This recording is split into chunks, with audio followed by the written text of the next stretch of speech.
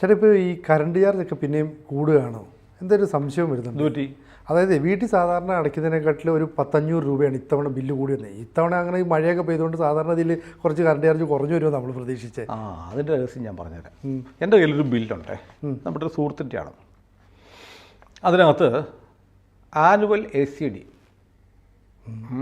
Annual cash deposit, ആ ബില്ലിൽ അദ്ദേഹത്തിൻ്റെ 825 രൂപ പിരിച്ചിട്ടുണ്ട്. അതുപോലെ സിനുവിന് ഒരു 500 രൂപ പിരിച്ചിട്ടുണ്ടാവും. അതായത് നമ്മൾ കണക്ഷൻ എടുക്കുമ്പോൾ നമ്മളൊരു തുക KCBക്ക് ഡെപ്പോസിറ്റ് കൊടുക്കുന്നുണ്ട്. ഈ ഡെപ്പോസിറ്റ് ഇവർ കൂട്ടിക്കൊണ്ടിരിക്കും. നമ്മുടെ കയ്യിൽ നിന്ന് ഈ ഡെപ്പോസിറ്റ് ഓരോ സമയത്ത് അവർ തീരുമാനിക്കും, നമ്മൾ വെച്ചിട്ട് ഡെപ്പോസിറ്റ് പോരാ, ഒരു 5000 രൂപയാണെങ്കിൽ പിന്നെ അവർ തീരുമാനിക്കും അത് 5000 പോരാ, ഒരു 6000 ആക്കണം. എന്നിട്ട് 1000 രൂപ അടുത്ത ബില്ലിൽ അടുത്ത വർഷം ആകുമ്പോഴത്തേക്ക് ആനുവൽ ഡെപ്പോസിറ്റ് കൂട്ടും. ഇതൊന്നും ആർക്കും മനസ്സിലാവുന്നില്ല. KCB നടത്തുന്ന ഇന്ത്യയിലെ ഏറ്റവും വലിയ കൊള്ള സംഘമാണ് KCB. നമ്മുടെ ആളുകൾക്ക് അറിയത്തില്ല. സർക്കാർ നടത്തുന്ന ഒരു വെള്ളാനയും സർക്കാർ നടത്തുന്ന ചമ്പൽ കൊള്ളക്കാരുമാണ് KCB. അതിൻ്റെ ഒരു ഉദാഹരണമാണ് ആനുവൽ ക്യാഷ് ഡെപ്പോസിറ്റ്. എന്തിനാണ് KCBക്ക് ഡെപ്പോസിറ്റ്? നമ്മൾ ഡെപ്പോസിറ്റ് മേടിക്കുന്നത് ഇങ്ങനെയാണ്. ഇപ്പോൾ നമ്മളൊരു വീട് വാടകയ്ക്ക് എടുക്കുന്നു, 3 മാസത്തെ വാടക ഡെപ്പോസിറ്റ് മേടിക്കുന്നു. എന്തിനാ? നമ്മൾ ഏതെങ്കിലും മാസം വാടക കൊടുത്തില്ലെങ്കിൽ അതിൽ നിന്ന് പിടിച്ചെടുക്കാൻ. അതേസമയം KCBക്ക് വേണ്ടി സിനുവും ഞാനും ഒക്കെ ക്യാഷ് ഡെപ്പോസിറ്റ് കൊടുക്കുന്നുണ്ട്. ആനുവൽ ക്യാഷ് ഡെപ്പോസിറ്റ് എല്ലാ വർഷവും നമ്മുടെ നിന്ന് മേടിച്ചുകൊണ്ടിരിക്കുക. കണക്ഷൻ എടുക്കുമ്പോൾ കൊടുത്ത തുക കൂട്ടിക്കൊണ്ടിരിക്കുകയാണ്. നമ്മളെ അറിയിക്കാതെ അവരങ്ങ് കൂട്ടും, അവർ തീരുമാനിക്കുകയാണ് ഏകപക്ഷീയമായി. എന്നിട്ട് ഒരു മാസം നമ്മൾ അടച്ചില്ലെങ്കിൽ ഇവർ ആ ക്യാഷ് ഡെപ്പോസിറ്റിൽ നിന്ന് പൈസ എടുത്തിട്ട് വകവെക്കുമോ? എന്നിട്ട് അടുത്ത മാസം അതോടെ കൂട്ടി ബില്ല് തന്നാൽ മതിയല്ലോ സ്വാഭാവികമായിട്ടും. ഇപ്പോൾ വാടകക്കാരൻ എന്ത് ചെയ്യും? നമ്മൾ ഒരു മാസം കൊടുത്തില്ലെങ്കിൽ അയാൾ ഡെപ്പോസിറ്റിൽ നിന്ന് കാശെടുക്കും, എന്നിട്ട് പറയും വേണ്ടി വന്നാൽ അടുത്ത മാസം അവിടെ കൂട്ടി തരണമെന്ന് പറയും. KCB ആരോടെങ്കിലും ഇന്ന് വരെ ചെയ്തിട്ടുണ്ടോ? നമ്മുടെ ആയിരക്കണക്കിന് രൂപ ഡെപ്പോസിറ്റ് ആയിരിക്കുന്ന KCB ഒരു മാസം നമുക്ക് എന്തെങ്കിലും അസുഖം വന്നിട്ടോ അല്ലെങ്കിൽ സ്ഥലത്തില്ലാതെയോ വരുമാനമില്ലാതെയോ കറണ്ട് ചാർജ് അടയ്ക്കാൻ മുടങ്ങിപ്പോയാൽ പിറ്റേന്ന് വന്ന് ഫ്യൂസ് വരും. ഉറപ്പല്ല. ഡെപ്പോസിറ്റ് പിന്നെന്തിനാ? അതറിയില്ല. അപ്പോൾ ഡെപ്പോസിറ്റ് ചുമ്മാ മേടിച്ച് വെച്ചിരിക്കുക. ഈ ഡെപ്പോസിറ്റിൻ്റെ കണ്ടീഷൻ എന്താണെന്നറിയോ? നമ്മൾ എന്ന് കണക്ഷൻ വേണ്ടെന്ന് വെക്കുന്നു അന്ന് തിരിച്ചു തരും. ഏതെങ്കിലും ഒരു മനുഷ്യന് ഇലക്ട്രിസിറ്റി കണക്ഷൻ വേണ്ട എന്ന് വെക്കാൻ പറ്റുമോ? ഒരിക്കലും പറ്റത്തില്ല. അപ്പോൾ ഡെപ്പോസിറ്റ് എന്ന പേരിൽ നമ്മുടെ കയ്യിൽ നിന്ന് മേടിക്കുന്ന ഈ പൈസ KCB തിന്നുകയാണ്. ഒരിക്കലും തിരിച്ചു തരണ്ട, KCBക്ക് അറിയാം. എന്നിട്ട് കാലാകാലങ്ങളിൽ അവർക്ക് തോന്നുമ്പടി ഈ ഡെപ്പോസിറ്റ് കൂട്ടും. ഈ മാസം കേരളത്തിലെ മുഴുവൻ കൺസ്യൂമേഴ്സിനും നിങ്ങൾ ബില്ലെടുത്ത് നോക്കിയറിയാം, ACD എന്ന് പറഞ്ഞ് നമ്മളറിയാതെ, എന്തിനാണെന്നറിയാതെ, എന്ത് മാനദണ്ഡത്തിലാണ് കൂട്ടിയതെന്നറിയാതെ 100 കണക്കിന് രൂപ, 100 അല്ലെങ്കിൽ 1000 കണക്കിന് രൂപ കൂട്ടിയിട്ടുണ്ട്. എനിക്ക് വന്നിട്ടുണ്ട് 2000 രൂപ എനിക്ക് കൂട്ടിയിരിക്കുന്നത്. 2000 രൂപ എൻ്റെ ബില്ലിൽ. എനിക്ക് ഈ മാസത്തെ ഇലക്ട്രിസിറ്റി ബില്ല് 10000 രൂപയാണ്.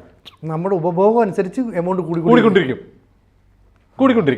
10000 രൂപയുടെ ബില്ല് വന്നിരിക്കുന്ന ആളാണ് ഞാൻ. ഈ ബില്ലൊന്ന് എടുത്ത് നോക്കണം, KCBയുടെ ബില്ല്. ഞാൻ എൻ്റെ പക്കൽ എൻ്റെ സുഹൃത്ത് അയച്ചു തന്നിരിക്കുന്ന ബില്ലിൻ്റെ ഓരോ പിരിവ് വായിക്കാം. ഇത് കാണുന്ന പ്രേക്ഷകർ നിങ്ങൾ ഓരോരുത്തരുടെയും ബില്ലെടുത്തൊന്ന് വായിക്കണം. ഈ കൊള്ള സംഘം മാൻസിംഗിനെയും ഫുലാൻ ദേവിയെയും തോൽപ്പിക്കുന്ന KCB കൊള്ളക്കാർ നടത്തുന്ന വെട്ടിപ്പ് ഞാൻ പറഞ്ഞുതരാം. എനർജി ചാർജ് എന്ന് വെച്ചാൽ ഊർജ്ജ നമുക്ക് ഇലക്ട്രിസിറ്റി എന്ന നിലയിൽ നമുക്ക് തരുന്ന എനർജിയുടെ ചാർജ് 1594 രൂപ 45 പൈസ. അതാണ് എനിക്ക് ഈ ബില്ല് അയച്ചു തന്ന കൺസ്യൂമർ ഈ മാസം ഉപയോഗിച്ച കറണ്ടിൻ്റെ ചാർജ്. എത്ര രൂപയാണ്? 1594 രൂപ 45 പൈസയുടെ കറണ്ട് എടുത്തിട്ടുണ്ട്. അയാളുടെ ബില്ല് എത്രയാണെന്നറിയോ? 2722 രൂപ. 1200 രൂപ കൂടുതലാണ്. അതെ, നമ്മൾ ഒരു കടയിൽ നിന്നൊരു സാധനം മേടിച്ചാൽ, നിങ്ങൾ 5 കിലോ അരി മേടിച്ചാൽ 50 രൂപയാണ്, 250 രൂപ കൊടുത്താൽ പോരെ? അതെ. പക്ഷേ ആ 5 കിലോ അരി മേടിച്ച് കഴിയുമ്പോൾ ഒരു 500 രൂപയുടെ കൂടുതൽ തരാൻ പറഞ്ഞാലോ? നമ്മൾ ചോദിക്കും അതെന്തിനാ? നിങ്ങൾ ചോദിക്കുന്നുണ്ടോ? KCBക്കാരൻ ഇത് ഇങ്ങനത്തെ ബില്ല് തന്നിട്ട് നിങ്ങൾ ചോദിച്ചോ? നിങ്ങൾ എല്ലാ മാസവും മേടിച്ചിട്ട് ആ ലാസ്റ്റ് ഡേറ്റിൽ ഫ്യൂസ് ഊർന്ന് പറഞ്ഞ് പോയി അടച്ചുകൊണ്ടിരിക്കുകയല്ലേ? ഈ പറയുന്ന സുഹൃത്തിൻ്റെ 1594 രൂപ 45 പൈസ എനർജി ചാർജ് ഉണ്ടായിട്ട് അയാൾക്ക് കിട്ടിയിരിക്കുന്ന ബില്ല് 2722 രൂപയാണ്. 1200 രൂപ അധികമായി പിടിച്ചിട്ടുണ്ട്. എന്തിനെന്ന് ചോദിക്കുന്നില്ല. ഇനി എന്തിനെന്ന് ഞാൻ പറഞ്ഞുതരാം. ഡ്യൂട്ടി, അതിൻ്റെ ഡ്യൂട്ടി 10%. ഡ്യൂട്ടി അത് 159 രൂപ 45 പൈസ. തീർന്നു. അടുത്ത കേൾക്കണേ, ഫ്യൂവൽ ചാർജ് 31 രൂപ 59. എന്ത് ഫ്യൂവല്? നിങ്ങൾ മണ്ണെണ്ണ ഒഴിച്ചിട്ടാണ് ബൾബ് കത്തിക്കുന്നത്? അല്ല. KCBയുടെ കറണ്ട് ഉപയോഗിച്ചാൽ നമ്മൾ ഫ്യൂവൽ ചാർജ് കൊടുക്കണം. ഇവരവിടെ ഗ്യാസ് സ്റ്റൗ കത്തിച്ച് ചായ ഉണ്ടാക്കി കുടിക്കുന്നുണ്ടായിരിക്കും, അതിന് നമ്മൾ കാശ് കൊടുക്കണം, ഫ്യൂവൽ ചാർജ്. ഇനി പറയാൻ പോകുന്ന KSEB, നാഫ്ത, കൽക്കരി തുടങ്ങിയ സാധനങ്ങളെല്ലാം പിടിച്ച് കറണ്ട് ഉണ്ടാക്കുന്നുണ്ട്. അതിന് നമ്മൾ അവിടെ കുട്ടികളുടെ നമ്മുടെ ബില്ല് തന്നിരിക്കുന്നത്. നമ്മൾ മേടിച്ച സാധനത്തിനുള്ള ബില്ല്. പിന്നെ അത് ഉണ്ടാക്കിയതിൻ്റെ കാശ് എന്താ? ഇത് നിങ്ങൾ ഒരു സാധനം ഉണ്ടാക്കും, ഒരു സാധനം വിൽക്കുമ്പോൾ അതിൻ്റെ ഉൽപ്പാദന ചെലവൂടെ ചേർത്തിട്ടില്ലേ? ഇവർ ഫ്യൂവല് ഇപ്പം നമ്മുടെ കായംകുളത്ത് താമരയുണ്ട്, അവിടെ നാഫ്തയാണ് ഉപയോഗിക്കുന്നത്. നാഫ്ത മേടിച്ചതിൻ്റെ ചിലവാണോ? ഇടാപ്പാ അതും കൂടെ ചേർത്തല്ലേ നിൻ്റെ പ്രൊഡക്റ്റിൻ്റെ പൈസയായ 1594 രൂപ 45 പൈസ. പിന്നെ ഞാൻ എന്തിനാ നിനക്ക് ഫ്യൂവൽ ചാർജ് തരുന്നത്? ചോദിക്കുന്നുണ്ടോ? ചോദിക്കുന്നില്ല. തീർന്നില്ല. ഇനിയൊരു ഫിക്സഡ് ചാർജ് ഉണ്ട്. ചുമ്മാ എല്ലാ മാസവും ഒരു ഫിക്സഡ് ചാർജ് കൊടുക്കണം. അത്രയും 240 രൂപ. അത് നേരത്തെ പറഞ്ഞ ഇതാണോ? അല്ല, വേറെ. ഇത് വേറെ. നിങ്ങൾ എൻ്റെ മനുഷ്യ, ഒരു ദിവസമെങ്കിലും നിങ്ങളുടെ കൈ കിട്ടുന്ന ബില്ലെടുത്തൊന്ന് വായിക്ക്. നിങ്ങളെ ഇവന്മാരെ എങ്ങനെയാണ് നിങ്ങളുടെ കിഡ്നി വരെ അടിച്ചു മാറ്റും നിങ്ങൾക്ക് മനസ്സിലാവും. ഫിക്സഡ് ചാർജ് മാസം തോറും നമ്മൾ കറണ്ട് ചാർജിന് പുറമെ ഫിക്സഡ് ചാർജ് ആയിട്ട് കൊടുക്കണം. ഈ സുഹൃത്തിന് 240 രൂപ. നിങ്ങളുടെ ബില്ല് എത്രയാണെന്ന് വീട്ടിൽ പോയി എടുത്ത് നോക്കണം. എന്തിനു കൊടുക്കുന്ന ഫിക്സഡ് ചാർജ്? നമ്മളൊരു പ്രൊഡക്റ്റ് വാങ്ങുകയാണ്. ലോകത്തൊരു പ്രൊഡക്റ്റും ഒരു മനുഷ്യനും ഇങ്ങനെ വാങ്ങുന്നുണ്ടാവത്തില്ല. ഒരു സാധനത്തിന് എനർജിയുടെ, അയാൾ ഉപയോഗിക്കുന്ന എനർജിയുടെ കാശ് കൂടാതെ ഡ്യൂട്ടി പോട്ടെ, സമ്മതിച്ചു. ഫ്യൂവൽ ചാർജ് അറിയില്ല. പിന്നെ ഫിക്സഡ് ചാർജ് എന്തിന് ചോദിച്ചിട്ടുണ്ടോ നിങ്ങൾ? കേരളത്തിലെ 4 കോടി ജനങ്ങളുണ്ട്. ഏതാണ്ട് 90% വീടുകളിലും കറണ്ടുണ്ട്. നിങ്ങളെ കൊള്ളയടിക്കുകയാണ് ഇവന്മാരെന്ന് നിങ്ങൾ അറിയുന്നില്ല. എന്തിന് ഫിക്സഡ് ചാർജ്? തീർന്നില്ല. അടുത്ത കേൾക്കണം, മീറ്റർ റെൻറ്റ് 12 രൂപ. മീറ്ററേ, ഓർക്കുന്നുണ്ടോ ഈ മീറ്റർ ആരുടെയാന്ന്? മീറ്റർ നിങ്ങളുടെയാ. നിങ്ങൾ കണക്ഷൻ എടുക്കുമ്പോൾ മീറ്റർ വില കൊടുത്ത് മേടിക്കുകയാണ്. നമ്മൾ പൈസ കൊടുത്തിട്ടാണ് മേടിക്കുന്നത്. അതെ, നിങ്ങൾ വില കൊടുത്ത് മേടിച്ച മീറ്ററിന് റെൻറ്റ്, വാടക. നിങ്ങൾക്ക് സ്കൂട്ടർ ഉണ്ടോ? സ്കൂട്ടറിന് കാശ് കൊടുത്ത് മേടിച്ചല്ലേ? അത് നിങ്ങളോട് വാടക മേടിക്കുമായിരിക്കും. മോട്ടോർ വെഹിക്കിൾ ഡിപ്പാർട്ട്മെൻറ്റ് എല്ലാ മാസവും നിങ്ങളോട് പറയാം, നിങ്ങൾക്ക് സ്കൂട്ടറുണ്ട്, നിങ്ങൾ രജിസ്ട്രേഷൻ എടുത്തിട്ടുണ്ട്, അതുകൊണ്ട് 250 രൂപ റെൻറ്റ് തരാമെന്ന് പറഞ്ഞാൽ നിങ്ങൾ എന്ത് പറയും? പോയി പണി നോക്കടാ പട്ടി എന്ന് പറയും അല്ലേ? അതെ അതെ. നിങ്ങൾ KSEB എന്താ പറയാത്തത്? അറിയില്ല. നമുക്കൊരു നിങ്ങൾ മേടിച്ച്, നിങ്ങൾ കണക്ഷൻ എടുക്കുമ്പോൾ നിങ്ങൾ കാശ് കൊടുത്ത് മേടിച്ചതാണ് സാർ നിങ്ങളുടെ മീറ്റർ. അതിന് KSEB വാടക പിരിക്കുന്നു നിങ്ങളുടെ സാധനത്തിന്. കണ്ടിട്ടുണ്ടോ നിങ്ങൾ ബില്ലിൽ? നോക്കിയിട്ടില്ല. ഇനി അടുത്തതാണ്, നിങ്ങൾ കാശ് കൊടുത്ത് മേടിച്ച് നിങ്ങൾ മാസം തോറും വാടക അടച്ചുകൊണ്ടിരിക്കുന്ന മീറ്ററിന് GST ഉണ്ട്.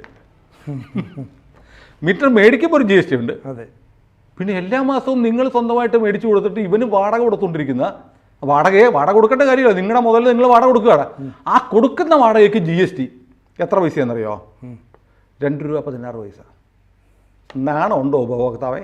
നാണം, അല്പമെങ്കിലും നാണമുണ്ടോ? തീർന്നില്ല.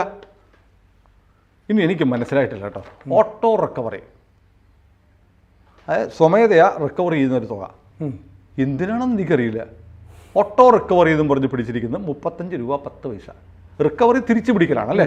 KSEB നമുക്ക് എന്തോ ഇങ്ങോട്ട് തന്നിട്ട് തിരിച്ചു പിടിക്കും. നിങ്ങൾക്ക് ചിലപ്പോൾ നിങ്ങളുടെ അക്കൗണ്ടിൽ KSEB കുറച്ച് പൈസ ഇട്ടുന്നതായിരിക്കും, അത് മാസം തോറും പിടിക്കുന്നതായിരിക്കും. ഓട്ടോമാറ്റിക്കായിട്ട് റിക്കവർ ചെയ്യുകയാണ് 35 രൂപ 10 പൈസ. തീർന്നല്ലോ.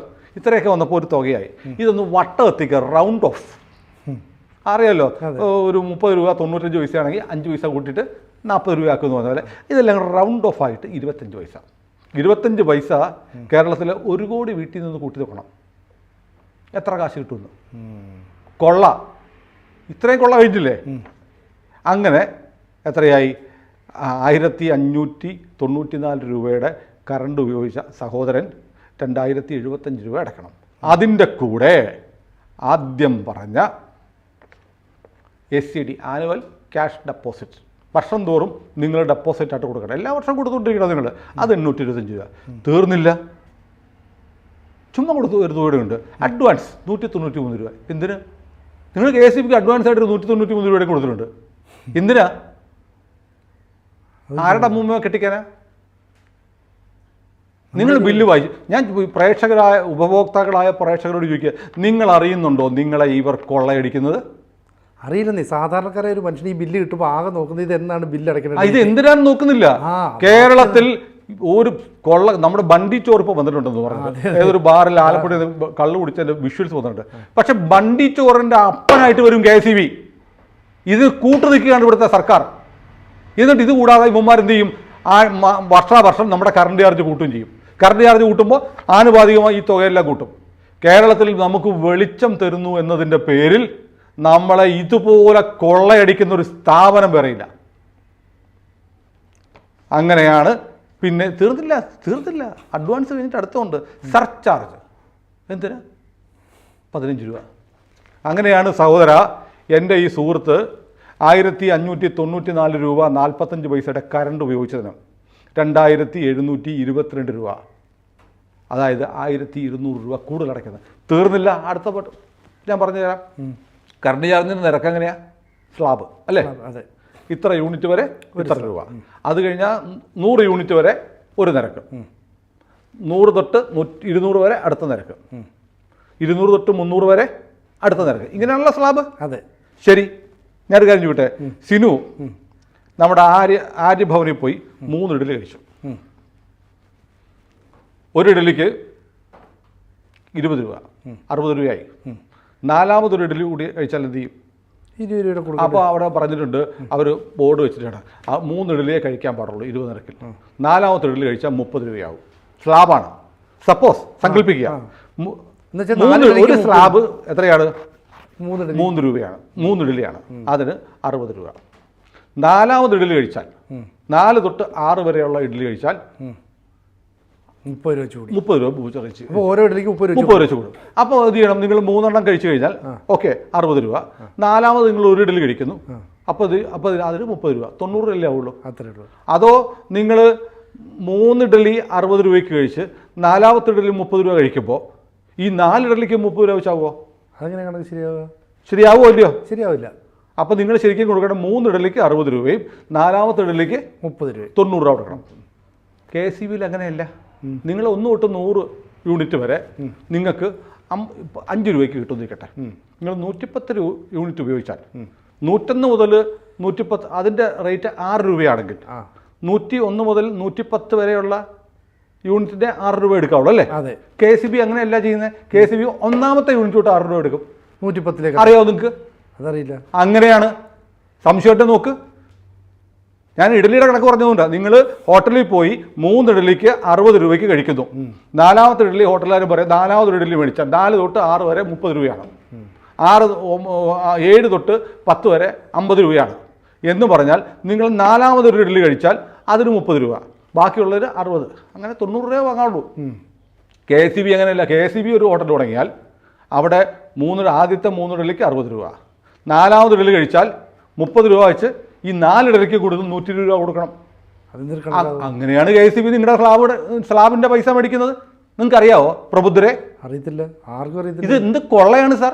നിങ്ങൾക്ക് നാണമുണ്ടോ ഇങ്ങനെ പറ്റിക്കപ്പെടാൻ? നിങ്ങളെ നഗ്നമായി കൊള്ളയടിക്കുന്ന ഒരു സ്ഥാപനത്തിൻ്റെ കറണ്ട് മേടിച്ചുകൊണ്ടിരിക്കാൻ വേറെ ഓപ്ഷൻ ഇല്ല. നമുക്ക് എന്ത് ചെയ്യാൻ പറ്റും? അപ്പോൾ എന്ത് ചെയ്യാൻ പറ്റും? നമ്മൾ മുമ്പൊക്കെ 1 മാസം ബില്ലടയ്ക്കുമായിരുന്നു, ഓരോ മാസം. ഇപ്പോൾ അത് ദ്വൈമാസമായി, 2 മാസം കൂടുമ്പോഴാണ്. അപ്പോൾ ഈ പറയുന്ന റേറ്റ് കൂടുന്നില്ലേ? നമ്മൾ 100 ഇതാണ് ഉപയോഗിക്കുന്നത്. ഇത്ര എല്ലാം കൂടെ ഞാൻ പറഞ്ഞു തരണ്ട. അല്ല, ഞാൻ ചോദിക്കുന്നത് സ്വന്തം ബില്ലെടുത്ത് പരിശോധിച്ചിട്ട് എത്ര രൂപ എങ്ങനെ വന്നു എന്ന് നോക്കാത്ത പമ്പര വിഡ്ഢികളോട് എന്തു പറയാനാണ്? ഞാനടക്കം എന്നെ ഉൾപ്പെടെയാണ് പറയുന്നത്. നമ്മളെ ഇവർ കൊള്ളയടിക്കുകയാണ് സാർ. എന്നിട്ട് ഇതിനെ ചാലഞ്ച് ചെയ്യാൻ ആരുമില്ല. എന്നിട്ട് KCBയുടെ അവസ്ഥ എന്താ? നഷ്ടം. എന്നിട്ട് KCBയുടെ അവസ്ഥ നഷ്ടം. ഞാൻ KCBയുടെ നഷ്ടത്തിൻ്റെ കാര്യം പറഞ്ഞു തരാം. KCBക്ക് എങ്ങനെ നഷ്ടമെന്നറിയോ? KCB നമ്മുടെ എല്ലാ സ്ഥാപനങ്ങളിലും ഡ്രൈവർമാരുണ്ട് അല്ലേ? അതെ. ഒരു സർക്കാർ സർവീസിലെ ഡ്രൈവർക്ക് എത്ര രൂപ ശമ്പളം കിട്ടും? ചുമ്മാ ഊഹം പറഞ്ഞാൽ മതി. 25-30 രൂപ ഒക്കെ മാക്സിമം. KCBയിലെ ഒരു ഡ്രൈവർക്ക് 1 ലക്ഷം രൂപ ശമ്പളമുണ്ട്. ഡ്രൈവർ ആയിരിക്കത്തില്ല, AEO ആയിരിക്കും. ഡ്രൈവർക്ക് നിങ്ങളെന്താ അന്വേഷിച്ചു? KCBയിലെ ഒരു ഡ്രൈവർക്ക് 1 ലക്ഷം രൂപയ്ക്ക് മുകളിൽ ശമ്പളമുണ്ട്. തെറ്റാന്ന് പറഞ്ഞാൽ ഞാൻ മീശ പഠിച്ചിട്ട് ഷോയ്ക്കിരിക്കും. പകുതി മീശ പഠിച്ചിട്ട് ഞാൻ ഷോയ്ക്കിരിക്കാം. KCBയിൽ 1 ലക്ഷം രൂപ ശമ്പളം മേടിക്കാത്ത ഡ്രൈവർമാരുണ്ടെങ്കിൽ സർവീസ് മൂത്തൊന്നുമില്ല. KCBയിൽ ഓവർസിയർമാരെ കണ്ടുണ്ടോ? എന്താ വിദ്യാഭ്യാസ യോഗ്യത? SSLC ആയിരിക്കും. SSLC ഇത് ലൈൻമാനായിട്ട് കയറി മൂത്ത് ഓവർസിയർ ആവും. അതെ. വേറെ ഏത് സർക്കാർ കുറച്ച് കഴിയുമ്പോൾ എഞ്ചിനീയറും ആയിരിക്കും ഓവർസിയർ മൂത്ത്. ഇനി വേറൊരു കാര്യം പറഞ്ഞുതരാം.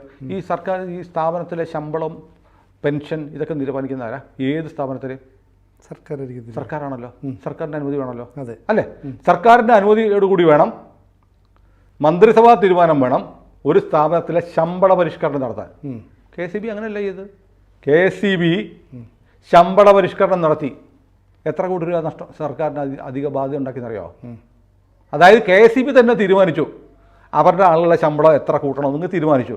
അതിന് ചിലവ് കൺട്രോളർ ആൻഡ് ഓഡിറ്റർ ജനറലിൻ്റെ ഏറ്റവും പുതിയ കണക്കിൽ വന്നിട്ടുണ്ട്. 1011 കോടി രൂപ. 1011 കോടിയാണ്. എന്നിട്ട് വിരമിച്ചവരുടെ പെൻഷനും പരിഷ്കരിച്ചു. എത്ര ചിലവാക്കിയതറിയോ? 306 കോടി രൂപ. KCBയുടെ മുതലാളിമാർ, ചെയർമാൻ ഉൾപ്പെടെയുള്ള KCB ജീവനക്കാരെല്ലാം കൂടെ ഇരുന്നിട്ട്, ജീവനക്കാർ നിവേദനം കൊടുത്തു, KCBയുടെ MDയും ചെയർമാനും കൂടെ ഇരുന്നിട്ട് ഇതങ്ങ് പാസ്സാക്കി നടപ്പാക്കി. സർക്കാരിൻ്റെ ധനകാര്യ വകുപ്പിൻ്റെ ഒന്നും അനുമതിയില്ലാതെ അതങ്ങനെ കൊടുത്തുകൊണ്ടിരുന്നു. KCBയുടെ കാശ് ഇന്ന് കൊടുത്തുകൊണ്ടിരിക്കുക. ഏത് കാശ്? നമ്മളെ കൊള്ളയടിച്ചെടുക്കുന്ന കാശ് ഇവന്മാർ തിന്നുകൊണ്ടിരിക്കുക നിയമവിരുദ്ധമായി. എന്നിട്ട് കുറേ കാലം ഇങ്ങനെ നടന്ന സംഭവമാണ്, ഇല്ലെങ്കിൽ ചാലഞ്ച് ചെയ്യട്ടെ. എന്നിട്ട് എന്ത് ചെയ്യുന്നറിയോ? കുറേ കാലം 6-7 മാസം, 1 വർഷത്തോളം ഇങ്ങനെ ശമ്പള പരിഷ്കരണം ആരും അറിയുന്നില്ല. KCBയുടെ ആളുകൾക്ക് അവർ തന്നെ ശമ്പളം കൂട്ടി, അവർ തന്നെ പെൻഷനും കൂട്ടി ഇങ്ങനെ കൊടുത്തുകൊണ്ടിരിക്കുക. എന്നിട്ട് ഇതൊരു ഫയലാക്കി മന്ത്രി എടുത്തെത്തിച്ചു. ഇതൊന്ന് ഒപ്പിടണം. ഇതെന്താ? ശമ്പള പരിഷ്കരണം എപ്പോൾ നടപ്പാക്കി? അത് നേരത്തെ അങ്ങ് തീരുമാനിച്ചു പോയതാണ്. പോട്ടെ, ഇപ്പോൾ 1 വർഷത്തോളമായി, ഒന്ന് ഒപ്പിട് എന്നൊന്ന് ഒപ്പിട്ട് കൊടുത്തു. ഇതെല്ലാം നടപ്പാക്കി 5 മാസം കഴിഞ്ഞ് കൊടുക്കുന്ന മന്ത്രി. അതാണ് മുൻകാല പ്രാബല്യത്തോടെ മന്ത്രി ഒപ്പിട്ട് കൊടുത്ത് മന്ത്രിസഭ അംഗീകരിച്ചു. എവിടെ നടക്കും? ഈ വെള്ളാനക്കകത്ത്. അറിയോ KCB ഒരുക്കുന്നത് ആരാന്നറിയോ? CPMൻ്റെ യൂണിയനാണ്. ഇടതുപക്ഷ യൂണിയൻ്റെ കുത്തകയുള്ള യൂണിയൻ കാണിച്ചുകൊണ്ടിരിക്കുന്ന തെമ്മാടിത്തരമാണ്. കേരളത്തിലെ ഏത് സർക്കാർ സ്ഥാപനത്തിൽ, ഏത് വകുപ്പിൽ നടക്കും? സ്വന്തം ശമ്പളം, സ്വന്തം പെൻഷൻ പരിഷ്കരണം തന്നെത്താൻ തീരുമാനിച്ച് കാലങ്ങളോളം കൊടുത്തിട്ട് ഒടുവിൽ കൊണ്ട് സർക്കാരിനെ കൊണ്ട് അംഗീകരിപ്പിച്ചു. സർക്കാരിൻ്റെ അംഗീകാരമില്ല. ഇവർ നടപ്പാക്കി കഴിഞ്ഞിട്ട് റെക്ടിഫൈ ചെയ്യാൻ കൊടുത്തു. റെക്ടിഫൈ ചെയ്യാൻ എത്ര കോടി രൂപ? 1011 കോടി രൂപ ശമ്പള പരിഷ്കരണത്തിനും 306 കോടി രൂപ പെൻഷൻ പരിഷ്കരണത്തിനും. എവിടുന്നാ കാശ്? ജനങ്ങളെ കൊള്ളയടിക്കുന്ന കാശ്. വെറുതെ പറയുന്നതല്ല, കൊള്ള. ഈ ബില്ല് വെച്ച് പറയുകയാണ് കൊള്ള. ഇതാണ് KCB ചെയ്തത്. ഇതിനെ ചലഞ്ച് ചെയ്തുകൊണ്ട് ഈ നാട്ടിൽ ആത്മാഭിമാനമുള്ള ഒരു പൗരൻ, ഒരു ഉപഭോക്താവ് ഒരു കേസ് കൊടുക്കുമോ ഹൈക്കോടതിയിൽ ഈ കൊള്ളക്കെതിരെ? നിങ്ങളിപ്പോൾ വഴി നിൽക്കുന്ന മീൻ കച്ചവടക്കാരൻ ഒരു മീനിൻ്റെ വില 25 രൂപ പറഞ്ഞാൽ 25 തരത്തില്ല, 20 തരാമെന്ന് പറയും അല്ലേ? നിങ്ങൾ വണ്ടിയെ പോകുമ്പോൾ വഴിയിൽ പാവപ്പെട്ട പിള്ളേർ എന്തെങ്കിലും വിൽക്കാൻ തരും, കൊണ്ടുവരും. ജീവിക്കാൻ മാർഗം, പഠിക്കാൻ വേണ്ടി നിവൃത്തിയില്ലാത്ത കുട്ടികൾ ഒരു സാധനം തന്നിട്ട് വിൽക്കാൻ വന്നു കഴിഞ്ഞാൽ എത്ര വില? 50 അല്ല 20 രൂപയാണെങ്കിൽ മേടിക്കും. അതായത് സംഘടിത ശേഷിയില്ലാത്തവൻ്റെ അടുത്ത് നിങ്ങൾ വില വേശും. നിങ്ങൾ ഭീമ ജ്വല്ലറി പോയാൽ, അല്ലെ ആലപ്പാട്ടിൽ പോയാൽ സ്വർണ്ണത്തിന് വില വേശുമോ? ഇല്ല. ഇവിടുത്തെ ഏറ്റവും വലിയ ജ്വല്ലറിയിൽ ഷീമാട്ടി പോയാൽ, അയ്യപ്പാസി പോയാൽ നിങ്ങൾ സാരിക്ക് വില വെച്ചുവോ? തെരുവോരത്ത് പാവപ്പെട്ടവൻ ഒരു നേരത്തെ ആഹാരത്തിന് വേണ്ടി വിൽക്കുന്നതിന് വില പേശി അവൻ പറഞ്ഞതിന് പകുതി കാശ് കൊടുക്കുന്ന ആളുകളാണ് നമ്മൾ മലയാളികൾ അല്ലേ? അതെ. ഈ KCB നടത്തുന്ന ഈ തെമ്മാടിത്തരം, ഈ പകൽക്കൊള്ള ഒരൊറ്റ മലയാളി ഇന്ന് വരെ ചോദ്യം ചെയ്തിട്ടില്ല. ബില്ല് പോലും വായിച്ചു നോക്കൂല. കൊള്ളയടിക്കാൻ വേണ്ടിയിട്ട് ബാക്കി നിൽക്കുകയാണ് നമ്മുടെ ജീവിതം. കൂടുതൽ വാർത്തകളും വിശേഷങ്ങളും നിങ്ങളിലേക്ക് എത്താൻ ABC മലയാളം സബ്സ്ക്രൈബ് ചെയ്യുക, ബെൽ ബട്ടണും അമർത്തുക.